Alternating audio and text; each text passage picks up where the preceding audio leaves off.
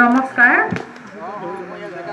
মোৰ কবিতাৰ শিৰোনাম ক'ব নোৱাৰিম কাৰণ মই লিমাৰিক গাম। কবিতাৰ এসন্ধ্যা পাতো বুলি কবি আনিলো মাতি, কবিসকলে কবিতা গালে কাটি আৰু কাটি। কাটি হেনো কঙালী, কপোল ৰচে ভোগালী, কাতি বিহু নেথাকিলে হেৰাব অসমীয়া জাতি। মোৰ ২ নম্বৰটো, মনে মনে ভাবিলোঁ কবিতা লিখা সহজ, মনৰ কথা জনাবলৈ ইয়াতে লগাওঁ মগজ। কলম ললো তুলি, লিখিলোঁ কি বুলি, উৰে ৰাতি উজাগৰে থাকি ঘোলা কৰিলোঁ মগজ। শৰতৰ সন্ধিয়া চোতালত বহি আমেজ লওঁ বুলি, শেৱালি ফুলৰ সুবাস লাগি মনটো উঠিল ফুলি।